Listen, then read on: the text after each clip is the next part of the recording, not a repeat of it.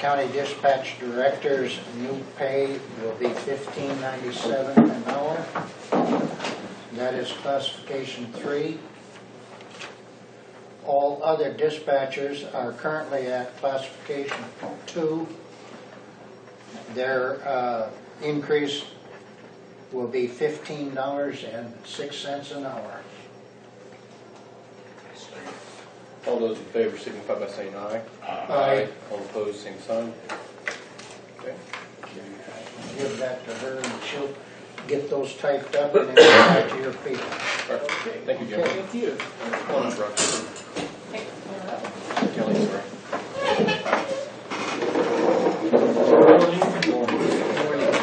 Fine. We'll make it as quick as possible. Well, we came in October and asked if we could do the insurance, come back and do it again. So we started gathering information, and I think we need to get 2 things lined out. One, in the information gathering process, we read your contract with K-Camp and K-Work, and it looks like it says in here that you have to give them 60 days written notice that you intend or may intend to withdraw from the pool. Yeah, that's correct. That puts it clear back to November 1. So we ran in October, and nobody's aware of this, which I'm not blaming anybody. So we started to do some work, and we visited with Deb, and we were looking for papers and schedules. But before we do too much more, we better find out if, one, you can breach this. If you would, what's it cost you? Because if you're not willing to go forward on it, then we need to put this off and stop it. Now, we've already far enough along that we're about ready to bring some dollars to you. But we need to know what your options are. You need to know what your options are and what you want to do before we go forward. I think we need an opinion from the county attorney on that. Is it 60 days before the end of the new year? So we ran into that with our health insurance because we were doing some checking. Well, it may be standard in life insurance, but it's not standard in property casualty. Because last year, when we went through the bidding process, we didn't require you to give 60 days notice. You just non-renewed the policy. Right. Now that you're part of a pool, that means you're also responsible for the funds of the pool, and you could, if they had a bad year or two, you would have to kick in money if they decided to. Well, we started with. They don't have to figure their figures out January 1st. Right, so we don't have their figures for next year because they're not coming in as set figures till after January. So we're shooting in the blind, and so what our goal is, we're just going to bid the same thing that was bid last year because that's the only number they're going to provide till sometime in January. Right. So it's hard to get their number before, I don't know, are they going to have a number before January would arrive? I think they do. I think they do have their numbers, but I don't know when they're coming out. Okay, so that puts you back to how do you bid apples to apples? Yeah, I don't know. You guys weren't here last year. It was an interesting run. It's just like the audit report. They talk about the change in personnel in there, and that's where we're at here.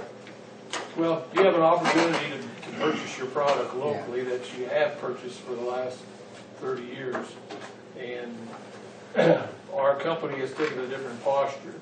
They've been paying huge dividends back to the people. But when you're paying huge dividends, you can either tighten your price up or you can leave it a little loose and pay back dividends. And I think they've noticed the error of their ways by being overpriced and paying back. So they've taken a new stance, and we're back in the ball game. But we have to look at these 2 issues first before we're going to go forward. Without the advisement of our county attorney, I don't know how to answer that. Yeah, we're still good. We'll just get on the meeting for the next meeting. But you guys, if you are going to if you look at it favorable and you want to go forward, you're going to have to set a bid date. You got one more meeting in November and you got 2 meetings in December. So somebody's going to have to do some communicating with K-Camp and K-Work. But I don't know if they're fulfilling their side of the contract by not providing figures prior to 60 days. So you How do can you do know? the bid process, How yeah, do that's you have right. any, we don't have the information to make a decision. I mean, we were in here 60 days prior, they weren't.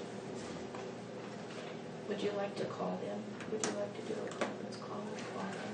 Well, I want to check with Craig and find out if we can, because we'd like to do business before we can. We can write down a few things to give you a guide sheet, what would be needed, so you know what to ask for. Okay. We'll do that, bring it up to you for the days of. Okay. Sounds good. That's Our it. last schedule is Sheriff Beeson at 11:15, but we are running behind. But I gotta be out of here by noon to get to my other We'll office. have some, we'll get some stuff up here before you're done. Thank you. Okay. Thank you. Is there anything that you would like me to do as far as K-Camp is concerned? Any information? Well, we do need you a, would- we need a bid from them, but they made a good point, because they didn't have us bid before the 60 days, which I'm speaking out of turn because I don't really know. You would think they would have a bid, you know, prior to the 60 days as well. Well, I would say if they didn't, and that was in their thing, they was two contracts already. Yeah, we're gonna have to have. But I don't, I don't know that they knew the board was seeking bids outside, because Well, it was never noted in the board meeting that you were accepting bids, that K-Camp was to be notified, Well, so. we ran into the same thing with health insurance, you know, Let Graham look at it. yeah, and I'm probably gonna have him look at fringe claims, just, not that I'm disappointed with it, but $47,000 savings, $47,000 savings. And if it does project, the way I've got it projected, it's gonna be $100,000 savings, so, but I don't think we can do that. Okay, Eric, Yes. you're up.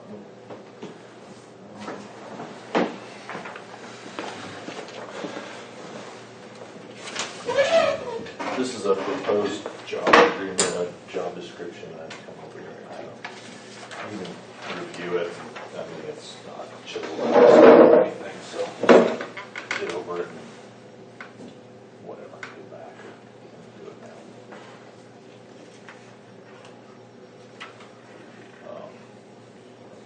I guess I talked a little longer. The video last meeting, I have the video, it looks really good, everybody looks great, sounds pretty good. I recorded it in such high quality that I don't have enough bandwidth to get it uploaded timely. I mean, it'd still be uploading, so I lowered the quality and we'll see how it goes this time again. It's trial and error, so hopefully it goes a little better this go around.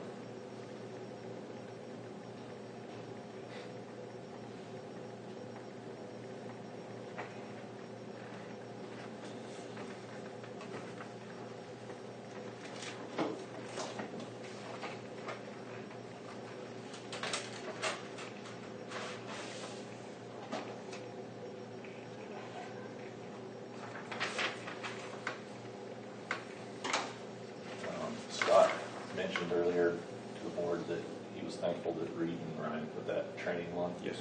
I got to be an intricate part of that. I guess I was the communications officer at the EOC that day. It was very eye-opening. I do have quite a bit of background with radios, and so I felt like I played a pretty big role in that. And it was really good. I don't know how many hours Ryan spent on that, but wow. Training was excellent. We learned a lot.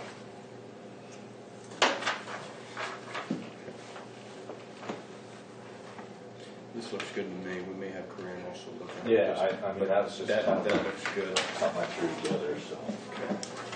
Okay. Gonna have Corinne look at that? Okay. And then make sure I get that copy back. These are my records. Anything else for me? No, thank you for your extra. Yeah. Did Matt ever, did you ever hire Matt? We haven't done anything yet. I'm still knocking down some stuff, just internal stuff, but a few things here and there. Let me know. Yeah. If- I've talked to him a couple times, and we're still on the same page. Good. Sounds good. I'll advise you if I do something. so. Sounds good. Okay. Thank you, Eric. Thank you. Thank you, Eric. You bet. Roger, you're up. quickly getting back on schedule. Anything for today? So guys, they're about the recycling. I assume that Ben got a letter in the last few weeks. We I don't paid know if you that. guys got it. Struggling to make it through to the end of the month, or the end of the year. We're asking each county to throw in another $1 per county, not a snake. Yours will amount to $27.26. I don't know, you saw the reasoning in there for it. We had some major repairs this year. We put a equipment repair in our budget, but it wasn't enough. We had a big baler go down and also a truck. And we just got behind the 8 ball. It happens.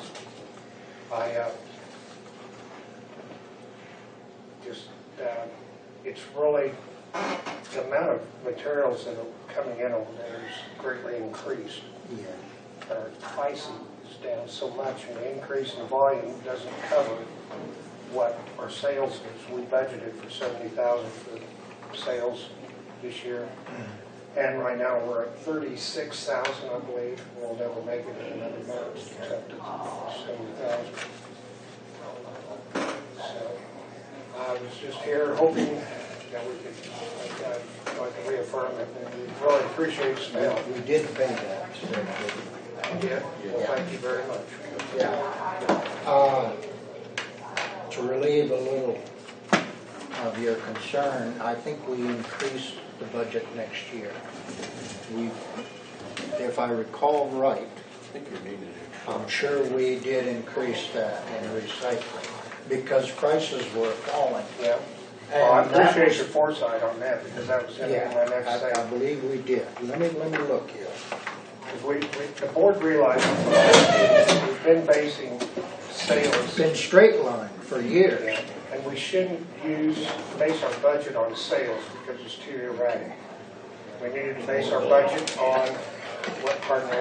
The more volume you're gonna get, the less you're gonna Yeah. get. Okay, next year, we budgeted for $35,930, which would be an increase. Where did I see that? I know it's an increase. Well, it's good because we're going to have it. Okay, it was 33.5 this year, Okay. so that's a $2,000, Yeah. That may not be- $2,430 increase. That may not be enough. May not be enough. We had no way When of we knowing. started in 2004, Yeah, we were taking in we were taking in 246 tons.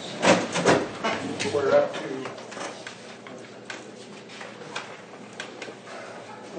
in 2001, we took 247 tons in, and that's when we were getting $1 from you guys.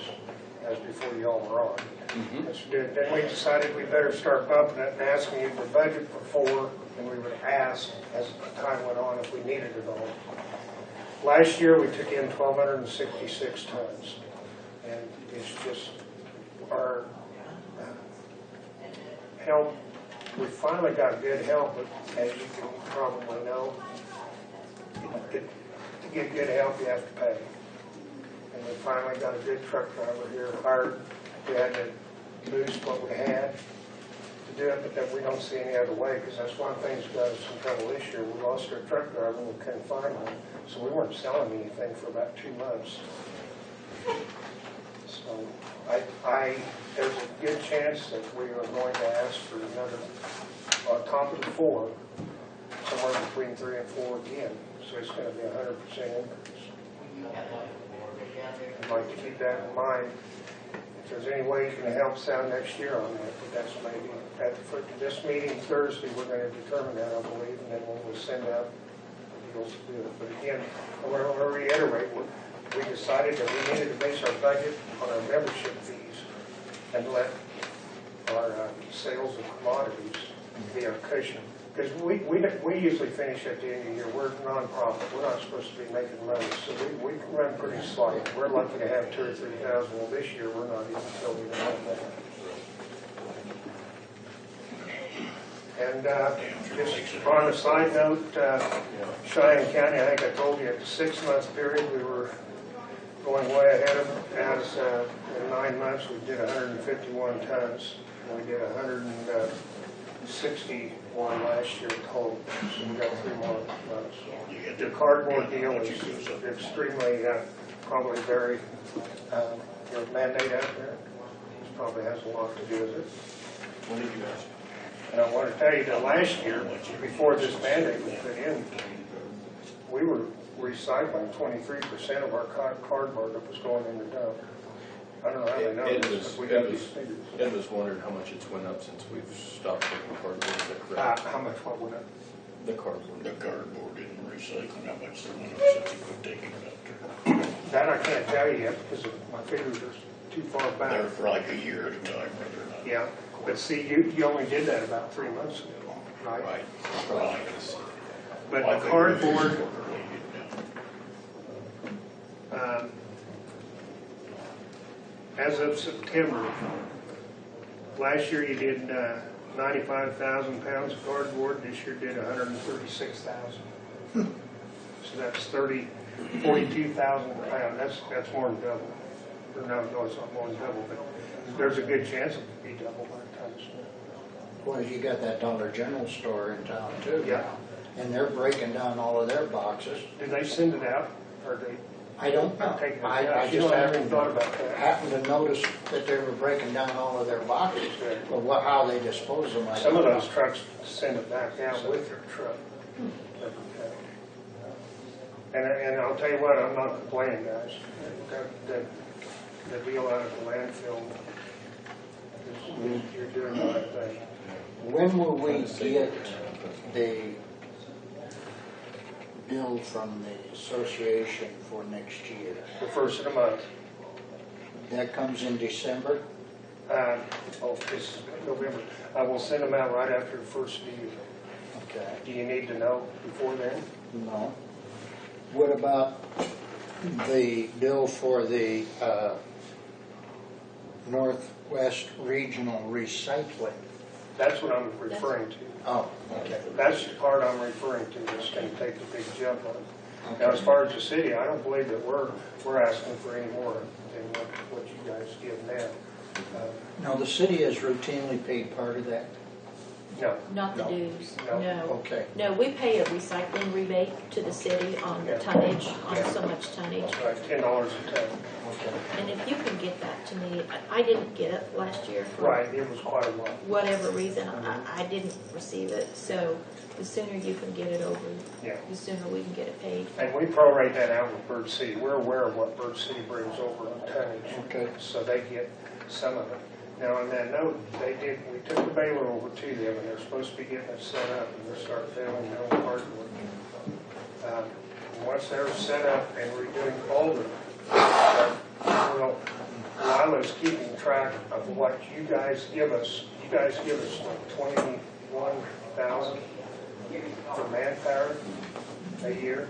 Roughly And my 21. agreement with the Bird City Council is once they had their deal set up, that we would prorate out that part to them also to help them financially.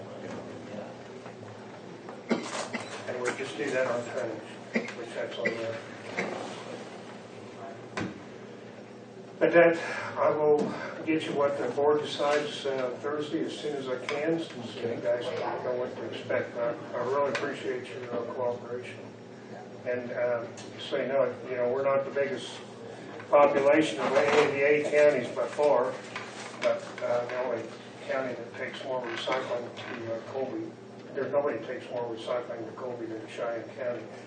Thomas County is the only one that beats us.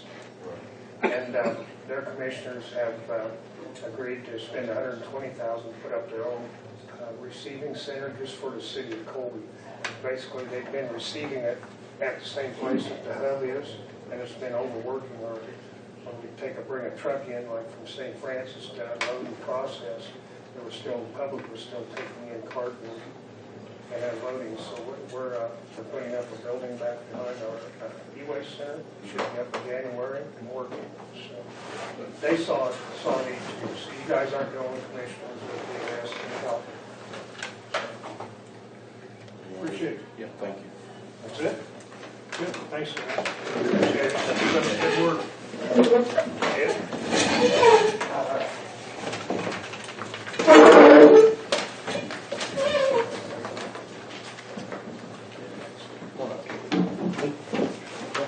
I'll be as brief as I can over time. With the movement and dispatch underneath the sheriff's office, some other issues, we have made arrangements with those who work on the courthouse level about moving back up there. Everybody seems to be in agreement of moving the sheriff's office back onto the second floor, using the little courtroom, which is unusable now because of recording mandates, and into the judge's chambers. The judge will move down to the little jury room. Court service office will be using that side. But the big thing is, before we did any movement, everybody, even though everybody's in agreement on this, we wanted to come to you and get your guys' permission that that was okay with you guys. It'll work out better for us being up there. That's where we belong. We need to be up by the court. Everything will work out better. Instead of spreading across the most top floor and the most bottom floor of the courthouse, that doesn't make too much sense. With that said, I am waiting a bid to put in a security wall there, which we need to do for dispatch security anyways. We keep failing audits because of lack of security there. I'm waiting for bids to get the bids back, so I'll know how much it's going to be. Of course, the move, I remain within my budget for the move. It's going to cost us some money, but I think in the end it's going to save us some money, because we're, instead of having two phone lines at 8880 and 8822 number for dispatch, we're going to have one administrative line. So we're going to be abandoning one phone line. So over time, right now you don't see the other savings because we have 2 copiers, 2 fax machines, all this and that. They're not going to be really worth anything to go out there and sell. But in the future, we'll only need to maintain 1 machine instead of 2 machines. So any of the money that's spent moving and getting the phone lines moved and things like that will be recouped over time by having us in the same floor and sharing the same stuff. So if I can get you guys' permission to do that, then I'll move on to the second thing. I got no problem with that. We don't even need a motion on that, I don't think. Okay.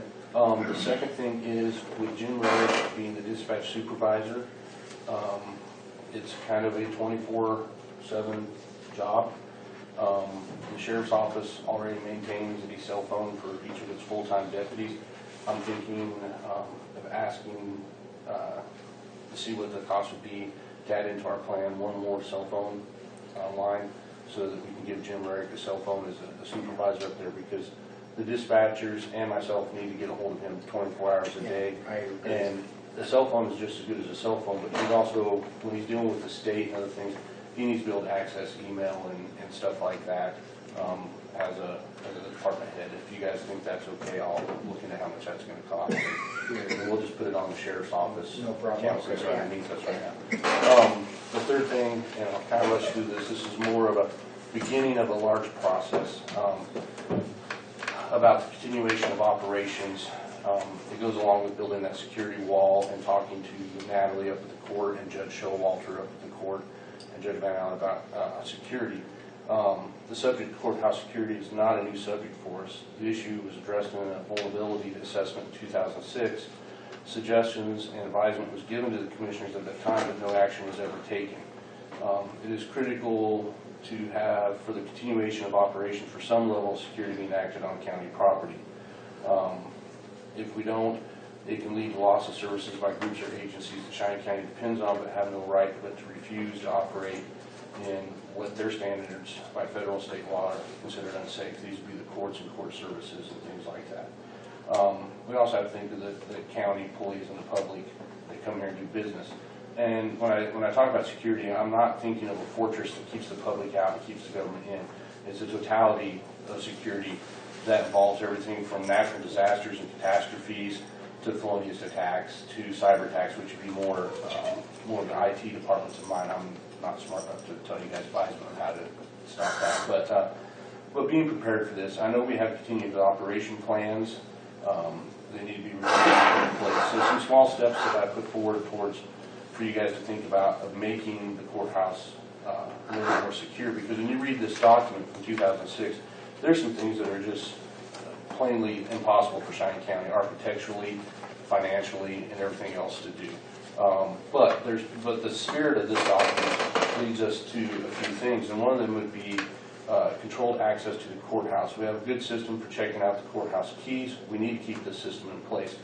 But my recommendation through reading through this and talking to the individuals at the state level for the court security is we need to move to a modern electronic locking system on the courthouse. This allows us to know which user accessed what part of the courthouse when they came in. Allows us to shut down doors, like if we're having a major court day, we can force all the traffic to come through one door and wand them there instead of people just wandering through the courthouse here and there ready to come up. Also allows us to lock the door quickly without endangering a person. Right now, if we went into shutdown, the person in the courthouse, the clerk or somebody's going to have to go around and actually physically lock those doors. With an electronic locking system, they can lock it from their station and not have to go around from door to lock doors. We need to explore the options of an electronic key system at the courthouse. We also need to appoint a marshal or liaison person who would work with emergency management department and employees of the courthouse. This person would be up to date with the county emergency plans and the continuation of operations plans. They would know when to activate these plans and plan drills and exercises to ensure the courthouse employees can respond correctly. This person needs to be an employee of the courthouse and works in the courthouse on a full-time basis. That brings forth the question that was asked in here, and we still haven't done it to my knowledge. When was the last time we had a full-scale fire tornado drill at the courthouse? You know, and that would be that person's job, is to make sure each floor knows what to do, where to go. Right. You know, just something simple that somebody takes on. Number 3 is video surveillance. And I know this could be a hot topic because nobody wants to work where they're under constant surveillance. And there's a fear of misuse of the system. The main goals of surveillance is to capture the exterior of the building, especially those areas that aren't seen very well from workstations, the entrances and exits and lobbies of each floor. There's systems that allow multiple users to log in, so every office can access the live feed if they want to. They can bring it up and watch it. This is very nice for the court because they know who would be coming up to the courtroom. They can watch people come in, they can watch people leave their vehicles as you're doing courthouse security and things like that. I don't think there's a need in this courthouse to video